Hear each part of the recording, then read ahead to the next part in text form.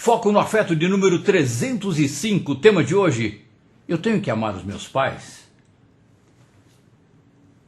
Ter que amar, não tem. A gente não tem que amar ninguém. Não é? A gente não tem, que eu saiba, uma lei que obrigue você a amar. Ainda não tem, graças à existência, por sorte nossa, né? Não quero, ainda gostariam muito de controlar os nossos sentimentos, de ter um chip dentro da gente para ver qual é o sentimento, o que está acontecendo. Não pode sentir isso, tem que sentir aquilo, tem que sentir tal coisa em tal intensidade, não é? Talvez não cheguemos a isso, embora o plano seja esse. Então, ter que amar os pais, não tem que amar, não tem que amar. Quando eu falo, eu tenho que amar alguém, eu não estou olhando para o sentimento, eu estou olhando para uma regra. Eu estou olhando para uma obrigação, para um compromisso. E compromisso é uma outra história, eu não estou desmerecendo o compromisso, não. Compromisso é muito importante. Sem comprometimento a gente não vive em sociedade, a gente não consegue ter uma vida social minimamente razoável, não consegue, é impossível. A obrigação em relação a compromissos, tudo bem. Agora, quando eu começo a me obrigar a ter sentimentos, é um negócio meio nublado. Aí o bicho pegou.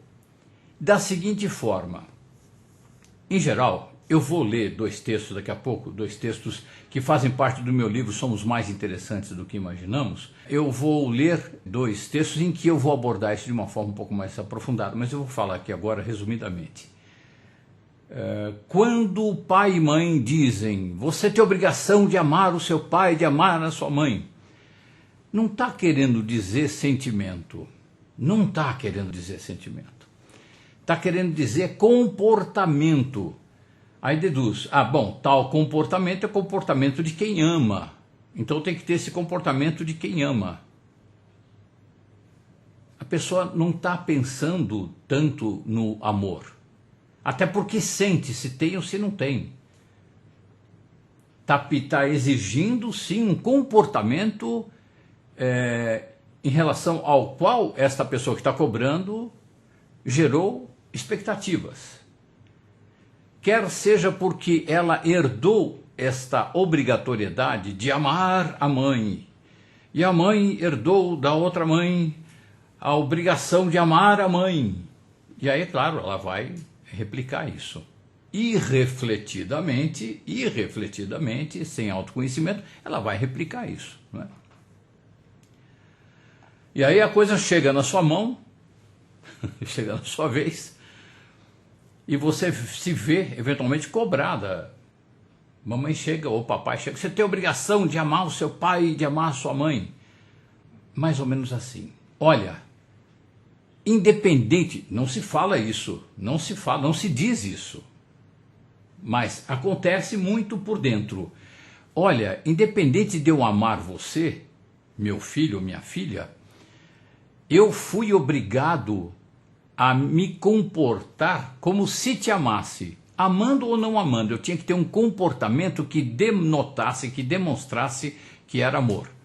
O amor que eu sempre senti sempre foi manifestável através de tais atitudes, mas a sociedade não entende que tais atitudes são expressão do amor. A sociedade obriga que eu faça isto, aquilo, assim, assado. E muitas dessas coisas eu não gosto de fazer. Não tem nada a ver comigo. E eu não estou me referindo àquelas obrigações básicas sociais de pai em relação ao filho. Não estou falando isso. Estou falando de manifestações amorosas, né? Mas então, na continuação da dramatização do interior do pai ou da mãe, eu fui obrigado a adotar estas performances que têm a cara de amor, que tem um entendimento externo de manifestação de amor, muito embora eu não esteja sentindo ou não estivesse sentindo, eu fui obrigado a fazer isto. Então eu exijo que agora você, em contrapartida, você faça a mesma coisa. Tipo assim, finge que me ama através daqueles atos que a sociedade diz que são atos de manifestação genuína de amor. E ai de você que não faça. ai de você que não faça. É de uma circunstância opressora desta que surge a reflexão: eu tenho obrigação de amar meus pais? O interessante, gente, é lembrar que uma pergunta dessa, ela não está falando de amor, embora a palavra amor esteja ali. Na verdade, o que está querendo se dizer é que eu tenho obrigação de adotar esse comportamento padrão imposto, que significa para o outro manifestação de amor, mesmo que eu não sinta amor ao fazer tais coisas, porque eu manifesto meu amor quando faço outras coisas que o meu coração diz para fazer. Então eu tenho que fazer esse papel, eu tenho que vestir esse personagem padrão. É sufocante pra caramba. Coincidentemente, para um ou para outro, não é sufocante, é uma coisa até gostosinha. Dependendo do nível de consciência, dependendo da quantidade de amor, dependendo, enfim, da intensidade. Quantidade é meio esquisito, né? Dependendo da intensidade do amor. Então, para algumas pessoas, aquela obrigatoriedade, né? Aquele formato imposto pela sociedade de expressão amorosa coincide com o que um ou outro tem como jeito de expressar amor. Aí não é violência nenhuma. Mas, meu Deus, isso não pode contemplar todo mundo. É muito diferente de impor, por exemplo, uma lei de trânsito: farol fechado separa, senão bate o carro. É uma vez cada um que passa no cruzamento. É uma coisa tão rasteira, tão rudimentar. E a sociedade trata a manifestação de amor desta mesma maneira rudimentar. Tem que fazer tal coisa, tem que dar presente tal dia, tem que chegar junto tal dia, tem que falar tais coisas, tem que não falar certas coisas, tem que ver algumas coisas, tem que não ver outras coisas. Quando você vai perceber, você já está morrendo de ódio.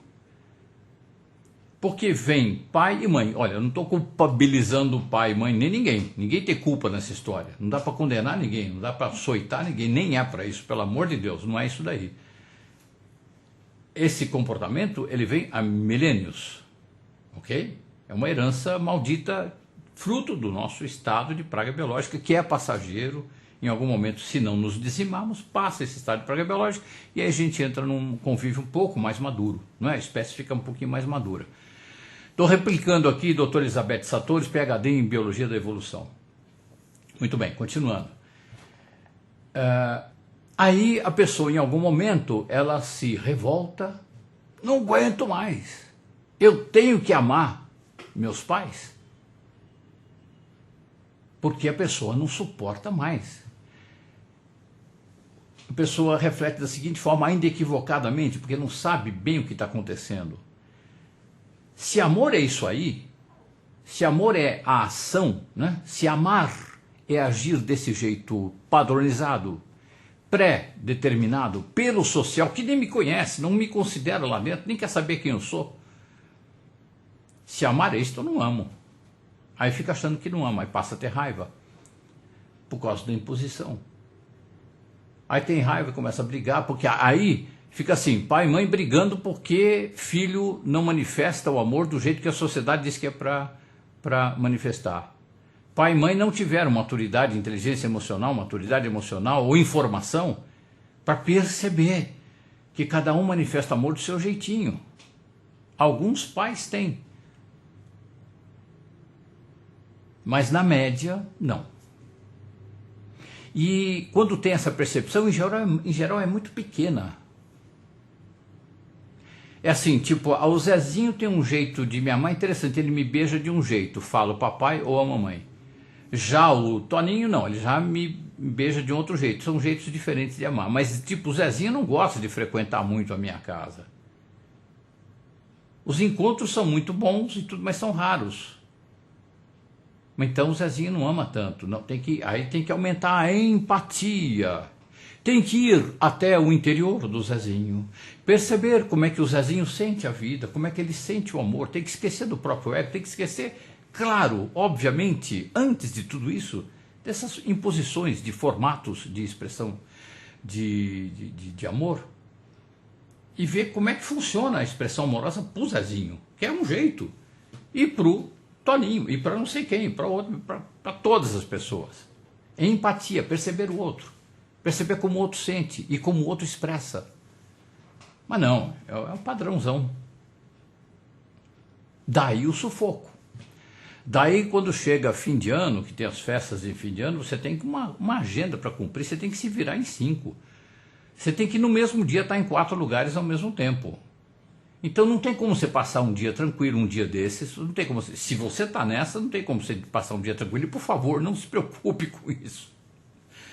Não modifique o seu estado emocional, não entre em sentimento de revolta, de fracasso, de inferioridade, o que quer que seja, nenhum sentimento destrutivo, porque é uma exigência tola. A sociedade faz isso, não é? O comércio principalmente sustenta, alimenta isso. As pessoas compram isso, as pessoas de modo geral, e exigem. Os que estão exigindo, as pessoas compraram o sentimento, não refletiram de jeito nenhum, não houve reflexão nenhuma, e passam do jeito que receberam, ou seja, não refletiram. Interessante, né? A propósito, gente, nós estamos vivendo uma época em que a capacidade de reflexão está nos sendo retirada sistematicamente através da nossa cultura imposta, essa cultura praticamente do incentivo à não reflexão. Aquilo que nós temos de arte, eu vou fazer um pequeno parênteses aqui para explicar o que eu estou falando, aquilo que nós entendemos como arte, e que vai um século atrás, sem saudosismo nenhum, um século atrás, por exemplo, eu estou falando de uma arte que era conhecida, porque hoje tem arte também, só que não é conhecida, então não posso citar, porque não é conhecido. Agora a gente sabe, já ouviu falar de Beethoven, de Bach, de Chopin, de pintores, de Monet, Renoir, Rembrandt, e Pissarro e tantos outros, né? Picasso, compositores como Stravinsky. A arte tinha sim um quê de entretenimento, e tinha também junto um quê, e um grande quê, de levar uma sugestão, levar um convite à reflexão. Não necessariamente sugestão, mas era sempre um convite à reflexão. Era uma ideia nova. E isso tanto na literatura, no teatro, na pintura, na música, em todas as artes. É uma das funções básicas da arte. E agora a arte ficou só entretenimento. Quer dizer, perdeu, no meu entender, a alma. Fica muito mais fácil, voltando agora, fechando parênteses, voltando agora, fica muito mais fácil. A sociedade fala um treco, pum, bate na minha cabeça, não entra.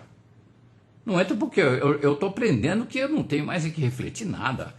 Quem reflete hoje em dia, as pessoas pensam, quem reflete é aquele cara que cria um software de computador. Esse cara tem que refletir, tem que pensar algumas coisas, o que é interessante para mim, o que não é interessante para mim.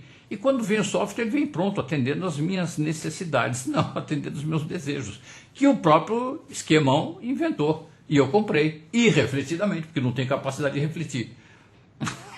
Certo?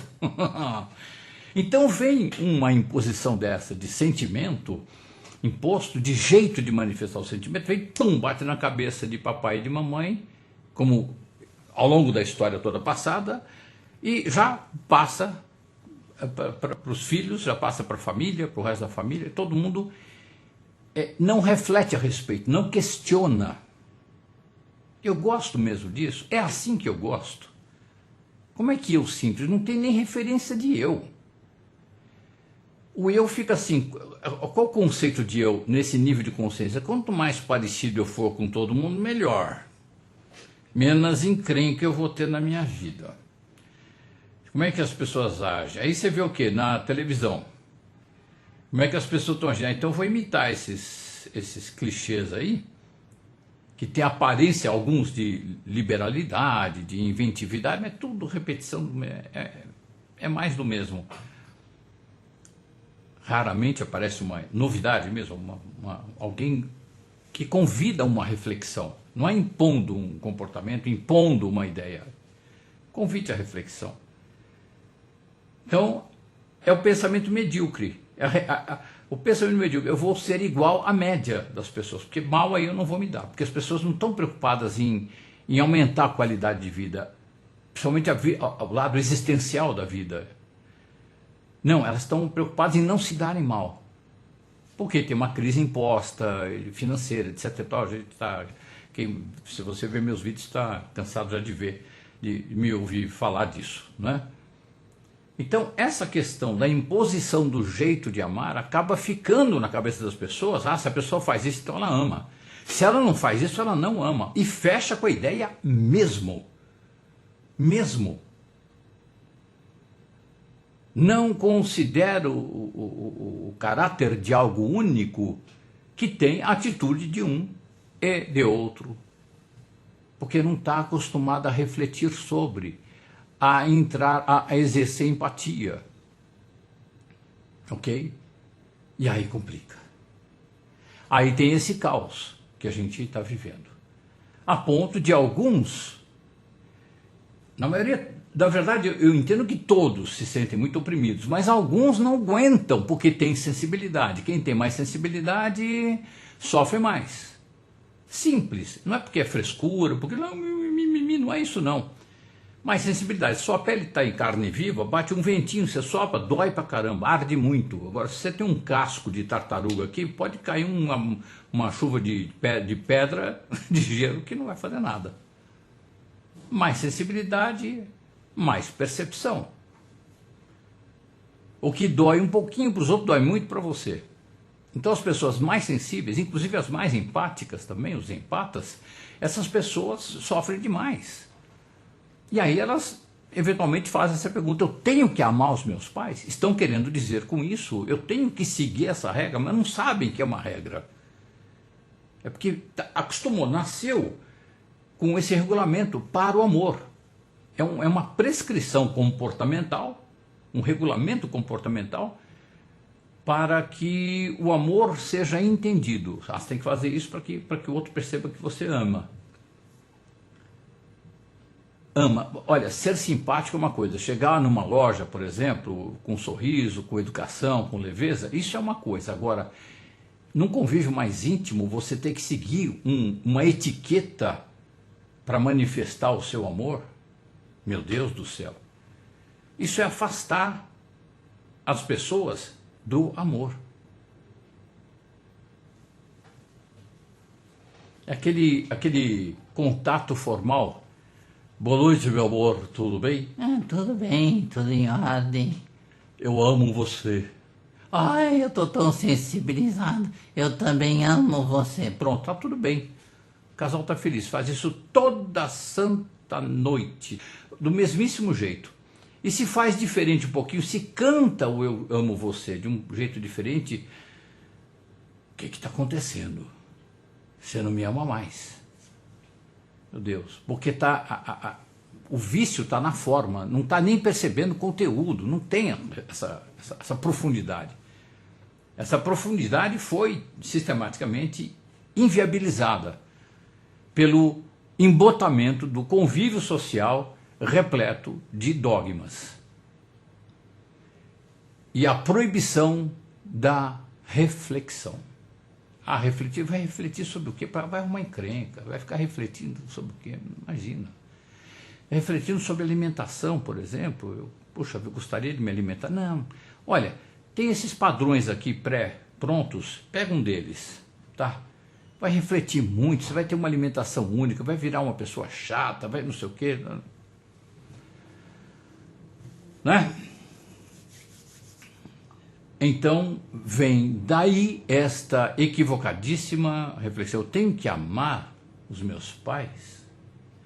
Deste jeito você não tem que amar ninguém, e a começar por você. Aquela pessoa que se ama, aquela pessoa que faz um curso, tem 10 mestrados, 15 docs, 14 pós-docs, pronto, aí tudo bem, você pode se amar, porque aí você é interessante. Para quem? Para quem? Para quem? Né? Muito bem, gente, agora eu vou passar a ler e comentar 2 capítulos do meu livro Somos Mais Interessantes do que Imaginamos a respeito desse tema, ok? Eu vou passar a fazer essa leitura aqui e comentar para a gente ter isso mais fresquinho na cabeça, ok? Por dever ou por afinidade?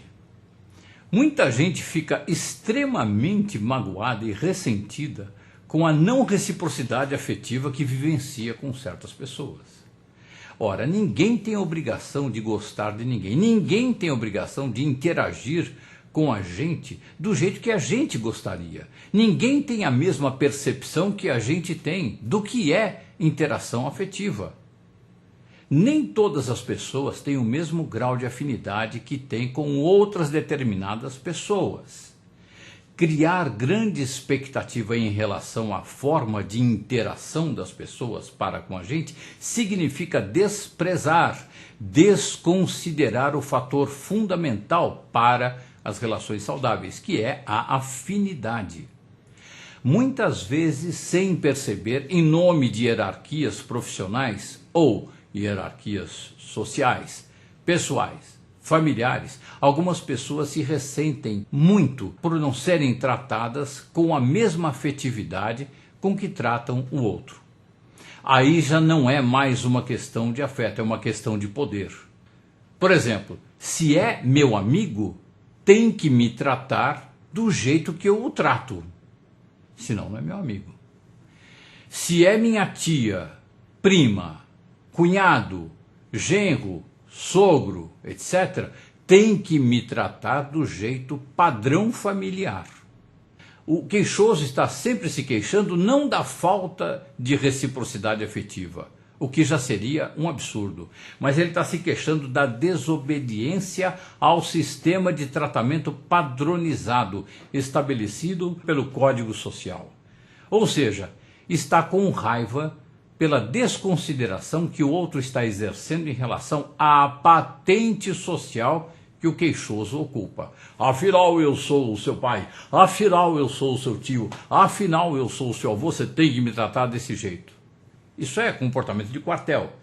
Guerra, poder, não tem nada a ver com amor. Isso acaba sendo um desrespeito ou desacato à autoridade. É ambiente bélico. Não tem nada a ver com ambiente amoroso isso. Aí causa o quê? O orgulho ferido, o mimimi.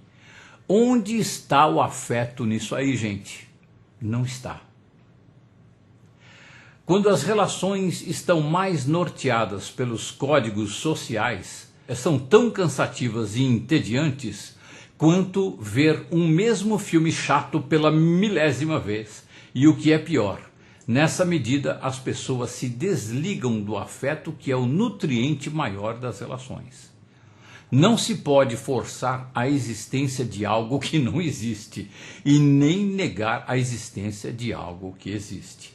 Se existe pouca afinidade, a relação vai ser distante e ponto. Se tem pouca afinidade, a relação é distante. Não importa a distância física, pode estar grudado um no outro, mas se tem pouca afinidade, a relação é distante. Ok? Se está muito distante, não tem afinidade, a relação é muito distante. É um fator interno, é uma percepção do um e do outro, uma percepção mútua, que faz com que as pessoas percebam se tem afinidade ou se não tem afinidade. E é com base nessa afinidade que a gente precisa, mais ou menos, guiar a distância, a quantidade de distância. Muita distância, pouca distância. Se existe pouca afinidade, a relação vai ser distante e ponto.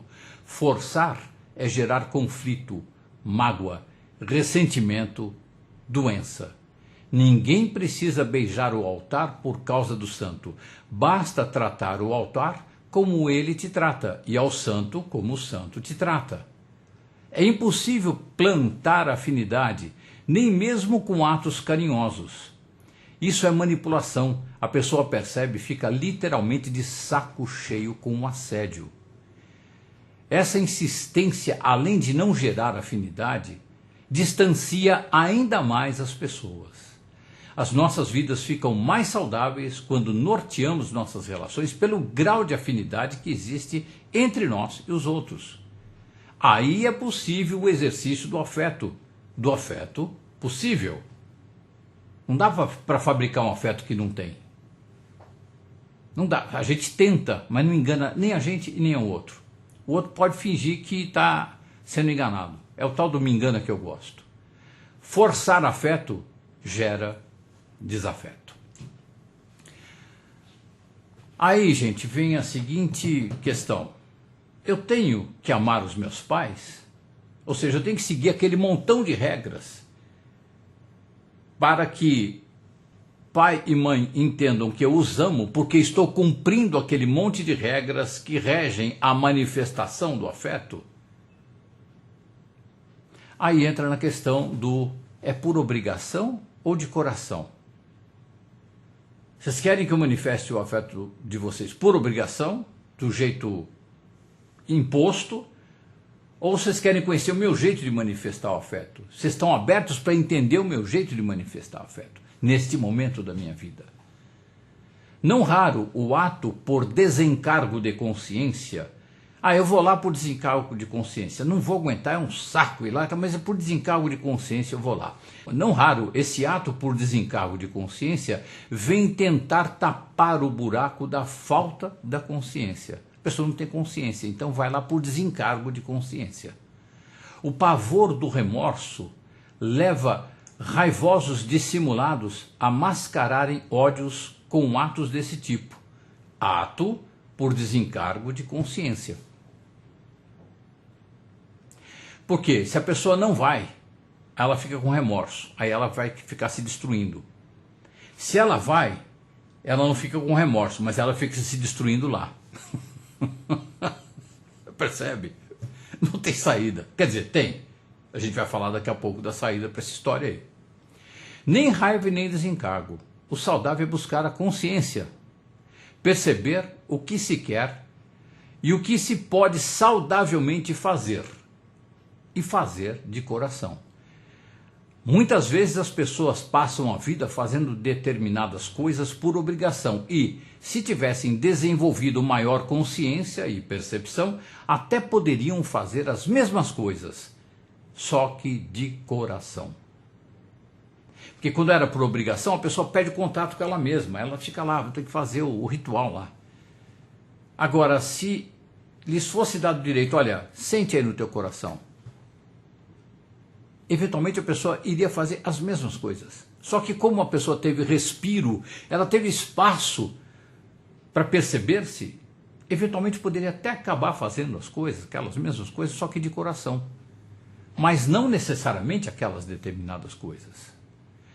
Quando nos negamos a fazer coisas por obrigação, ou seja, quando a gente não vai entrar nesse jogo, não, tudo bem, é ter esse sisteminha imposto aí de manifestar amor, mas eu não vou por aí. Eu vou pelo meu coração, haja o que hajar, haja o que houver. Então, quando a gente se nega a fazer coisas por obrigação, a gente paga um preço caríssimo, mas que é sempre mais barato do que o preço que nós pagamos por não seguirmos o coração. Fazer por obrigação é pior do que não fazer. Somente quando nos sentirmos inteiros, sozinhos, estaremos prontos para viver um amor. Caso contrário, entraremos em dependência e manipulação. Então, papai, mamãe, vovó e vovô de uma família que tem essa configuração, nenhum deles se sentem bem sozinhos. Porque foram educados aqui, você só está bem se você está acompanhado, mesmo que odiando e sendo odiado. Mesmo que impondo e recebendo imposição goela abaixo. Então, somente quando nos sentirmos inteiros, sozinhos, nós vamos estar prontos para viver um amor.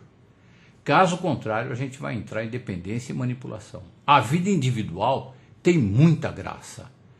Essa graça só precisa ser encontrada e vivida. Porém, isso só é possível após tirarmos da frente o medo do abandono. Quando eu falo não vou ou não faço isso porque não estou sentindo, o pior pavor que assedia a gente é o medo do abandono. Mal sabe a gente, neste momento, que existe um negócio muito bacana aí na frente. Se eu conseguir insistir em não manifestar o afeto do jeito padrão, mas manifestar do meu jeito, pode até coincidir com o padrão. Pode, mas eu não vou pelo padrão, eu vou pelo meu jeito. Pode até coincidir, mas eu vou pelo meu jeito. E é claro que a gente sente e leva uma rejeição na cara. Tá saindo do padrão, então não me ama. Não, eu amo sim. Não, mas desse jeito. Distância saudável. E aí vem o medo do abandono. Só que se você medita, você começa a descobrir que sozinho você está muito bem acompanhado. É a tal da solitude, que não tem nada a ver com solidão. Aí você está bem. Inicialmente a gente precisa perceber que amor de pai e mãe são asfixiantemente garantidos. Ah, com certeza meu pai e minha mãe vão me amar incondicionalmente pro resto da vida. Isso até pode ser um fato sentimental. Mas dificilmente é um fato expresso, do jeito que corresponda ao amor que de fato sentem, porque estão preocupados com o formato. Ora, ninguém ama ninguém 24 horas por dia. Por isso, existe uma certa falsidade, uma certa hipocrisia na declaração dessa incondicionalidade desses amores. Ah, papai e mamãe te amam incondicionalmente 24 horas por dia. Isso está na cara que é mentira. Ninguém consegue nem amar a si próprio 24 horas por dia. Como é que vai amar um outro ser? Não dá. Pode ficar preocupado, que é uma outra coisa, mas o movimento amoroso não existe isso. 24 horas por dia. Pai e mãe não amam incondicionalmente, mas na maioria das vezes declaram que sim, senão pega muito mal. É o tal do sincericídio. Daí os filhos que consciente ou inconscientemente percebem essa condição de falar que ama incondicionalmente, mas está lá percebendo que não é incondicional, eles entendem que pai e mãe se sentem na obrigação de amar os filhos o tempo todo. Eles percebem a obrigatoriedade, a obrigação. É como se os pais tivessem um débito eterno de amor em tempo integral. Amor, sim, não é nem débito, tem uma fluência amorosa. Tem, só que cada um exerce isso de um jeito. Cada um expressa isso de uma maneira. Seria para ser assim para não adoecer. Ok? Mas quando as pessoas estão escravizadas pelos formatos sociais, aí ferrou. Amor não se deve a ninguém. Ou a gente sente, ou a gente não sente. Dada essa cobrança desumana, os pais, por sua vez, passam a cobrar dos filhos a mesma incondicionalidade amorosa sob a forma de coerção. É o que falei lá no comecinho. Eu te amei a vida toda, por isso está querendo dizer, eu cumpri todas as regras sociais de manifestação amorosa. Muito embora algumas delas não expressassem o meu amor. A maioria delas talvez não. Mas eu me violentei para vestir o personagem. Agora chegou a sua vez de retribuir. Agora eu quero retorno. Aí vem a fatura já protestada em cartório. Vencida, protestada em cartório. Isso não é amor, né? Tá claro que isso não é amor, isso é uma guerra, né? Pronto, está montado o cenário do inferno doméstico. Nasce aí o amor funcional. Amor funcional. Percebe? Não é o amor natural, é o funcional. É o amor entre aspas, porque não é amor, né? É o cumprimento de uma tabela. A cobrança está ligada ao contrato, que está, por sua vez, ligado ao poder. Poder e amor não coexistem. Portanto, esta se torna uma relação de poder, de disputa, de barganha comportamental. O amor até existe, mas ele fica lá dentro, longe. Aparece timidamente, talvez no dia das mães, ou no dia dos pais, sob a forma de uma lágrima contida, lá no quarto sozinho chorando, ou no banheiro. Há um misto de amor, de raiva e culpa, por razões óbvias, depois disso tudo que eu falei. Mas a sociedade adestrou muito bem as pessoas para esconderem os seus sentimentos até de si mesmas. A pessoa passa batida por essa sensação. Bola para frente, doença à vista.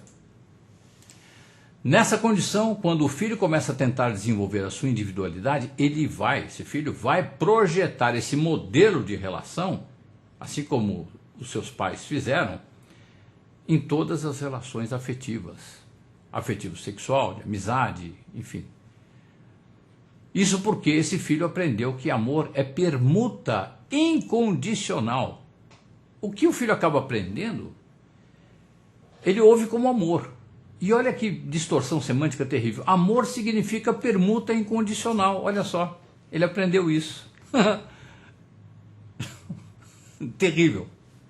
Eu estou rindo aqui mais para chorar, gente. Meu Deus.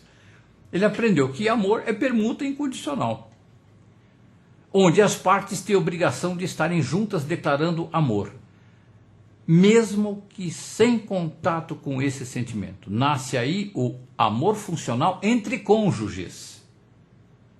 Porque esse filho começa a projetar, né, no parceiro afetivo sexual, dos parceiros afetivos sexuais, esse formato. E os parceiros já vêm também com isso pronto, porque a sociedade é a mesma, supondo que seja a mesma, né? Em pleno abandono, muitas pessoas vão passar o resto das suas vidas nessa configuração relacional. Gente amada, gente querida, ninguém tem obrigação de amar ninguém deste ou daquele jeito. E quem força essa barra acaba gerando o ódio dos outros em relação a si. Na ausência da coerção e do constrangimento, os sentimentos são sempre saudáveis, de uns para com os outros. Quando você decide meditar, quando você decide instalar a meditação na sua vida, você consegue um contato com você. A sua amorosidade vem à tona e você se percebe um ser amoroso. Você caminha para a distância saudável entre você e cada uma das pessoas. Estabelece com cada uma relação verdadeiramente saudável e amorosa, não importando a distância. Aí você não tem mais que amar ninguém. Nunca mais você vai ter que amar ninguém. Porque agora você ama a você mesmo e, como efeito colateral desse amor, você ama espontaneamente a todo mundo, inclusive seus pais, que eventualmente não vão entender que você está exercendo amor, mas você os ama. Sobrou espaço aqui dentro para você sair da permuta que te deixava raivoso, irritado com toda razão. Agora você está numa fluência amorosa, eles não estão entendendo. Mas a grande boa notícia é que com o tempo eles entendem. Se você mantém a relação amorosa da sua parte, mesmo que eles não entendam o formato, com o tempo eles vão entender. Só não entenderão se tiver alguma patologia grave, ok? Ok, algum transtorno de personalidade. Aí vai ser mais difícil o negócio. E nessas alturas você descobriu que afeto padrão é afeto sintético. Causa alergia e doença autoimune. Afeto sintético é o caminho mais curto entre você e o desafeto. Agora você está focado no afeto orgânico. Foco no afeto.